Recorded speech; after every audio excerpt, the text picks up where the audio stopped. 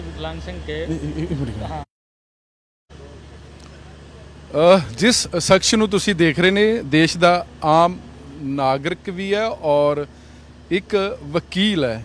ਇਹ ਚਾਹੇ ਸਾਨੂੰ ਦੇਖਣ ਨੂੰ ਲੱਗਦਾ ਹੋਵੇਗਾ ਕਿ ਅਪਾਹਜ ਨੇ, ਲੇਕਿਨ ਅਸੀਂ ਬਿਲਕੁਲ ਨਹੀਂ ਕਹਿ ਸਕਦੇ ਕਿਉਂਕਿ ਇਹਨਾਂ ਦਾ ਜਿਹੜਾ ਹੌਸਲਾ ਉਹ ਬਹੁਤ ਹੀ ਉੱਚਾ ਸੀ, ਬੁਲੰਦ ਹੌਸਲਾ ਸੀ।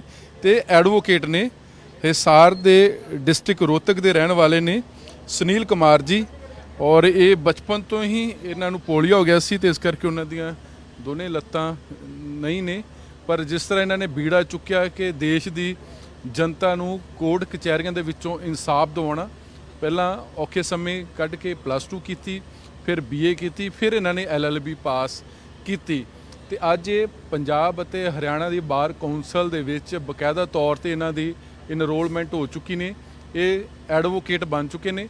ਤੇ ਇਸ ਕਰਕੇ ਜੋ ਸੁਨੀਲ ਕੁਮਾਰ ਨੇ ਉਹ ਇੱਕ ਸਰਦਾਰ ਨੌਜਵਾਨ ਹੀ ਹੁਣ ਐਡਵੋਕੇਟ ਸੁਨੀਲ ਕੁਮਾਰ ਨੇ, ਉਹਨਾਂ ਦੇ ਨਾਲ ਗੱਲਬਾਤ ਕਰਦੇ ਹਾਂ ਕਿ ਆਖਰ ਉਹਨਾਂ ਨੂੰ ਕਿੰਨੇ ਪ੍ਰੇਰਿਤ ਕੀਤਾ, ਕਿਵੇਂ ਵਕੀਲ ਬਣੇ ਤੇ ਕਿਉਂ ਸੋਚਿਆ ਕਿ ਵਕੀਲ ਬਣ ਕੇ ਜਿਹੜੇ ਦੁਖੀ ਲੋਕ ਨੇ ਉਹਨਾਂ ਨੂੰ ਇਨਸਾਫ ਦਿਵਾਉਣਾ। आप बेसिकली कहाँ के रहने वाले हैं? सर मेरा गांव मैं प्रॉपर रोहतक डिस्ट्रिक्ट से हूँ और जो मेरा गांव है मैं गांव से बिलोंग करता हूँ। हालांकि 2 पंचायतें मेरे गांव में बनती हैं, बड़ा गांव है। और मैंने +2 जो है वो अपने गांव से की थी। उसके बाद मैं डिस्ट्रिक्ट भिवानी में आ गया था। उसके बाद मैं लगातार पिछले 20 साल से भिवानी में ही हूँ। तो आप ये बाय बर्थ थी कि बाद में हुआ पोलियो आपको? ये पैदा होने के 3 साल बाद अचानक मुझे बुखार चढ़ा और बुखार चढ़ने के बाद डॉक्टर ने, जो कोई आर्मी से डॉक्टर आए हुए थे, गांव में रिटायर होके आए थे या छुट्टी लेके आए थे, उन्होंने इंजेक्शन लगा दिया और इंजेक्शन लगाने से मैं इफेक्टेड हो गया, पोलियो इफेक्टेड। उसके बाद से मैं लगातार ऐसे ही। तो अभी आपके +2 में कितने मार्क्स आए थे? सर +2 में मुझे 60% मार्क्स थे। तो फिर उसके बाद आपने ग्रेजुएशन कौन कौन से सब्जेक्ट में की? प्राइवेट तौर पे ग्रेजुएशन की? नहीं सर, रेगुलर किया है मैंने। प्राइवेट यूनिवर्सिटी प्राइवेट थी, मैंने रेगुलर कॉलेज में जाके ग्रेजुएशन किया है और उसमें मेरे 64 लगभग परसेंटेज के मार्क्स थे। तो ग्रेजुएशन में आपके कौन से सब्जेक्ट थे? सर मैंने आर्ट्स से ही किया था। आर्ट्स में कौन से? पॉलिटिकल, पब्लिक एड में कौन से सब्जेक्ट थे? पब्लिक एड, पॉलिटिकल साइंस उसके अंदर था। पॉलिटिकल साइंस से मैंने BA किया है और साथ में हिस्ट्री भी थी, इनसे की। तो फिर आपको वकील बनने के लिए आपने कब सोचा था कि वकील क्यों बनना आपने, ये कब सोचा था? जब मैं कॉलेज में जाता था, +2 तक जो मैंने अपनी पढ़ाई की वो गांव में की। और गांव का एक ऐसा माहौल था कि एक जो शब्द लगता था हमारे नाम के पीछे बेचारा, ऐसा कोई शब्द था, भगवान इससे अच्छा तो उठा लेता, ऐसा कोई शब्द था। तो उसी दिन से जब मैं कई बार पैदल अपने घर पे जाता था, करीब करीब 500 मीटर मेरा घर स्कूल से पड़ता था +2 में।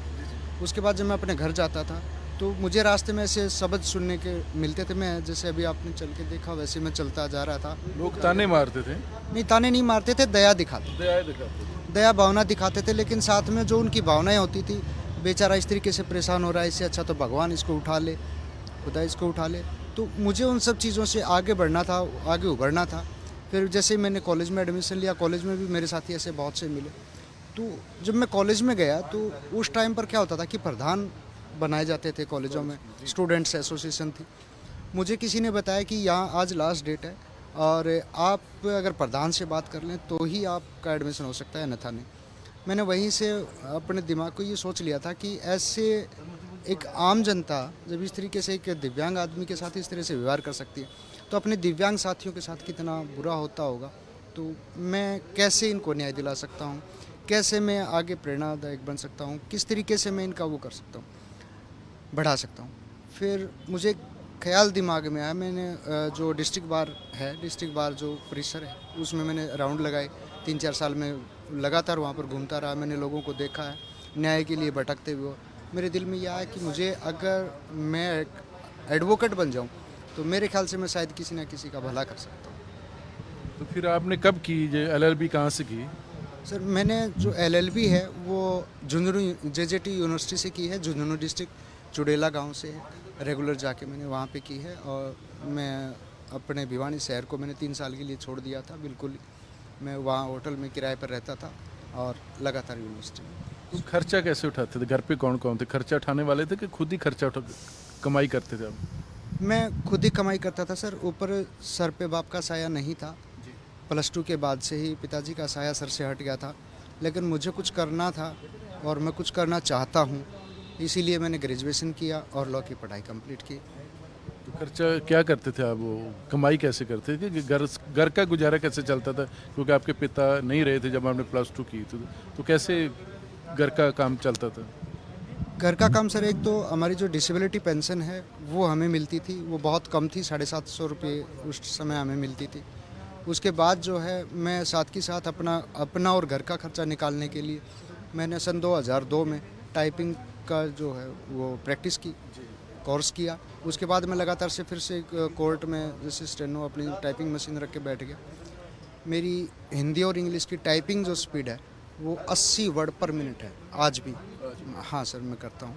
और अच्छी ड्राफ्टिंग जो है, मेरे साथी जो एडवोकेट उधर हैं, वो जो लोग हैं वो ज़्यादातर मेरे पास आते हैं और मतलब उनको अच्छा लगता है। फिर एक प्रेशर सा होता है, मैं वकील हूँ, आपने कभी देखा होगा जब आप तहसील परिसर में जाते हो, टाइपिंग वाले लोग बैठे होते हैं तो उनके ऊपर जाते हैं, वो एडवोकेट्स जब जाते हैं तो वो एक ये होता है, ये एडवोकेट थोड़ा सा इफेक्टेड होता है। तो मुझे लगा नहीं यार, हमें भी एडवोकेट बनना चाहिए। मतलब कई तरह से मैं इफेक्टेड हुआ, प्रेरणाएं मुझे मिली कि मुझे करना चाहिए ऐसा। तो ये सब सोच के मैंने अपना एक सपना देखा और आज भगवान की दया से मेरा वो सपना सच भी होने जा रहा है। तो अभी आपने कब की, कंप्लीट कब हुई आपकी LLB? 2018 में मैं 3 साल की है आफ्टर ग्रेजुएशन, 2015 से 2018। जैसे आपने कहा था बहुत सारे लोग आप पे दया करते, तो मुझे भी जब मैंने आपको देखा और उसके बाद मैंने पता किया कि आप एडवोकेट हो, तो मेरे मन में सवाल कि आप कैसे प्रैक्टिस कर पाएंगे जहाँ आप जो नोटरी है, जहाँ ओथ कमिश्नर बन जाते हैं, वो काम करेंगे कि नहीं, जो एक दूसरा वकील काम करता, प्रैक्टिस करता, वो करोगे आप? सर, मेरा जो मकसद रहा है वो मैं अपनी तरफ से पूरा प्रयास करूँगा कि लोगों को न्याय मिले। मेरा ये मकसद तो नहीं है कि भाई मैं नोटरी करूँ या ओथ कमिश्नर की कोई स्टैंप वगैरह के लिए कभी अप्लाई करूँ, लेकिन मेरा इतना ज़रूरी है कि मैं जो वकील करते हैं, कोर्ट में सबमिट करते हैं, दायर करते हैं, उनके लिए मैं जो है प्रैक्टिस करूँगा। अभी आपके इलाके में काफ़ी लोगों को पता चल गया होगा कि अब सुनील कुमार टाइपिस्ट नहीं है, सुनील कुमार एडवोकेट है।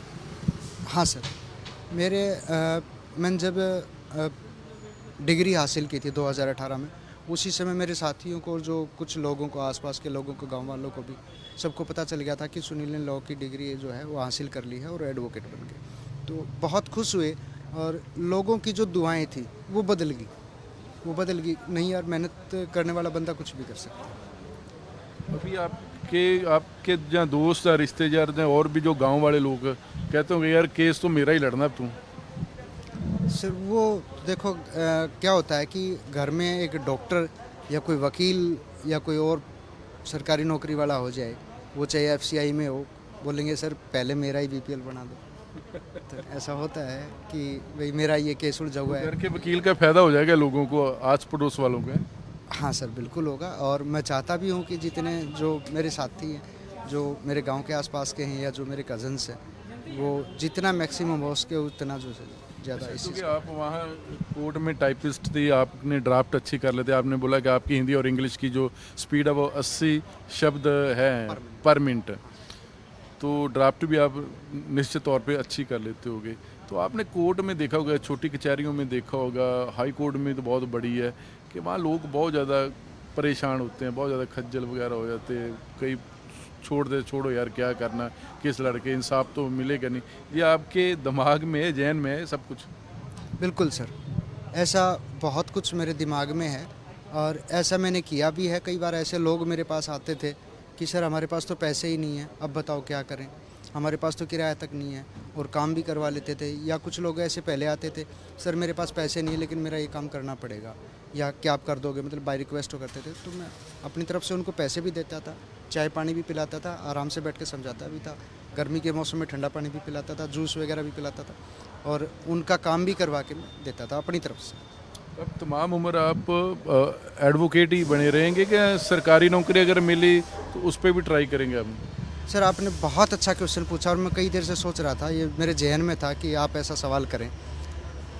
ऐसा था जब मेरे फादर जीवित थे तो मैंने उस टाइम पर एक क्लर्क के लिए लिपिक जो होता है उसके लिए एक फॉर्म अप्लाई किया था +2 बेस पर।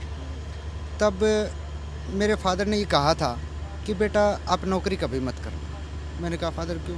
पिताजी भाई ऐसा क्या रीज़न है? बोले बेटा नौकरी मत करना, जब तक देश में नौकरी करने के लिए सोचेंगे तब तक नौकर ही पैदा होंगे, आप मालिक बनना नौकर रखना।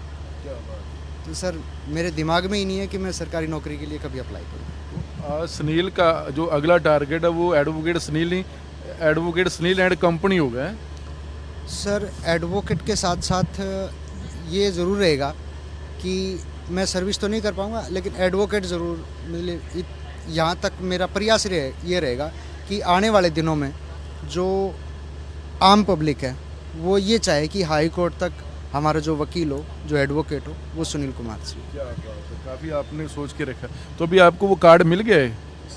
अच्छा नहीं मिला। अच्छा, और आपके एक तो आपके पिता नहीं है, वो घर में और कौन कौन है? सर घर में वैसे तो मेरा एक छोटा भाई है, मम्मी है, मेरी 2 बहनें भी हैं, दोनों बहनें शादीशुदा हैं। मेरा भाई है वो भी मैरिड है, उसके 3-4 बच्चे हैं और मेरी मिसेस है।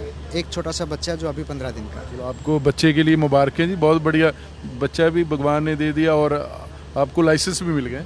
जी मैं भगवान का शुक्रगुजार हूँ और 1000 बार शुक्रगुजार करता हूँ ऐसे साथियों का जिन्होंने मेरे लिए दुआएं की, जिनसे मुझे प्रेरणाएं मिली, और उस भगवान का मैं ज़रूर भी शुक्रगुजार हूँ जिन्होंने मुझे मात्र 2 साल में एक अच्छे ओहदे पर लाकर खड़ा कर दिया। सुनील जी, मेरा आखिरी सवाल है कि काफ़ी जो दिव्यांग लोग हैं, चाहे वो कान से हो, चाहे आँखों से हो, चाहे हैंडीकैप्ड हो, उनके लिए भी आपने को सोच के रखा है? क्योंकि उनको भी बैकलॉग तो बहुत ज़्यादा है सरकारी नौकरियों में, लेकिन सरकार वो बैकलॉग को पूरा नहीं करती।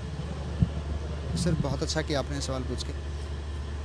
सन 2007 से मैं दिव्यांग सोसाइटी के लिए काम कर रहा हूँ और उपाध्यक्ष प्रतिनिधि हरियाणा दिव्यांग समाज से मैं काम कर रहा हूँ। मेरी एक अच्छी खासी टीम भी है दिव्यांगों से रिलेटेड। हमने 2007 से एक नारा लगाया था कि जो दिव्यांग अधिनियम था 1995, उसको हरियाणा सरकार ने इम्प्लीमेंट नहीं किया था। अपने पंजाब में है 40% से जो फैसिलिटियाँ आज एक्ट में लिखी है वो मिलती हैं, लेकिन कुछ कमियाँ पंजाब में भी हैं। पंजाब के हमारे साथी हैं, मैं बात करता रहता हूँ उनसे। तो जो 95 में जो प्रोविज़न था वो ये था कि जैसे ही एक्ट बनता है वो 6 महीने के अंदर इम्प्लीमेंट हो जाना चाहिए ऑटोमेटिक, उसकी जो फैसिलिटीज़ है वो मिलनी चाहिए एक दिव्यांग साथी। तो वो बड़े दुख की बात है कि हरियाणा सरकार ने 1996 से लेके 96 में इम्प्लीमेंट हुआ था वो, तो 96 से लेके और आज तक पूरी तरह से सरकार इम्प्लीमेंट नहीं कर पाई उसको। फिर हमने 2007 में एक सोसाइटी का गठन किया विकलांग अधिकार के नाम से, हरियाणा विकलांग अधिकार संगठन के नाम से। उसमें हमने 2007 तक काम किया। फिर उसके बाद 2012 में जब नया एक्ट आ गया इम्प्लीमेंट होके, तब हमने उसको लागू करवाने के लिए, इम्प्लीमेंट करवाने के लिए बहुत ज़ोर से प्रयास किया और आज भी प्रयास रहता है। हरियाणा सरकार ने कहा कि 40% से, हम जो कह रहे थे भाई 40% से पेंशन जो है वो फैसिलिटी वो एक्ट के अकॉर्डिंग मिलनी चाहिए, लेकिन सरकार की नीतियाँ कुछ और हैं। सरकार अपनी मर्जी से तोड़ मरोड़ के उसको इम्प्लीमेंट कर रही है, जबकि ऐसा करना कानूनन अपराध है। और मुझे लगता है कि आज जो लौकी का लाइसेंस मुझे मिला है इसके लिए मैं भरपूर प्रयास करूँगा। सुनील जी, हमारे साथ बात करने के लिए आपका शुक्रिया। बहुत बहुत धन्यवाद सर आपका। आप लोगों ने भी इतना समय दिया मुझे और जो मन की जो भावनाएं थी, जो ज़रूरी थी बताने, वो आपने लोगों तक पहुंचाई, इसके लिए बहुत बहुत शुक्रिया आपका। सफलता भी ਉਹਨਾਂ ਲੋਕਾਂ ਦੀ ਮੰਜ਼ਿਲ ਬਣਦੀ ਜਾਂ ਉਹਨਾਂ ਲੋਕਾਂ ਨੂੰ ਦੇ ਹੀ ਪੈਰ ਚੁੰਮਦੀ ਆ ਜਿਨ੍ਹਾਂ ਦੇ ਹੌਸਲੇ ਬੁਲੰਦ ਹੁੰਦੇ ਨੇ, ਤੇ ਸੁਨੀਲ ਕੁਮਾਰ ਉਹਨਾਂ ਵਿੱਚੋਂ ਇੱਕ ਨੇ ਜਿਨ੍ਹਾਂ ਨੇ ਸਾਬਤ ਕਰ ਦਿੱਤਾ ਹੈਗਾ ਕਿ ਚਾਹੇ ਤੁਸੀਂ ਅੰਗਹੀਣ ਹੋ, ਪਰ ਅਗਰ ਮਨ ਦੇ ਵਿੱਚ ਹੌਸਲਾ ਹੋਵੇ, ਹੌਸਲੇ ਬੁਲੰਦ ਹੋਣ, ਜਜ਼ਬਾ ਹੋਵੇ, ਜਜ਼ਬਾਤ ਹੋਵੇ, ਜਨੂਨ ਹੋਵੇ, ਤਾਂ ਫਿਰ ਮੰਜ਼ਿਲ ਖੁਦ ਤੁਹਾਡੇ ਪੈਰ ਚੁੰਮਦੀ ਆ। ਕੈਮਰਾ ਮਨਦੀਪ ਸਿੰਘ ਦੇ ਨਾਲ ਜਗਤਾਰ ਸਿੰਘ, NB ਨਿਊਜ਼, ਚੰਡੀਗੜ੍ਹ।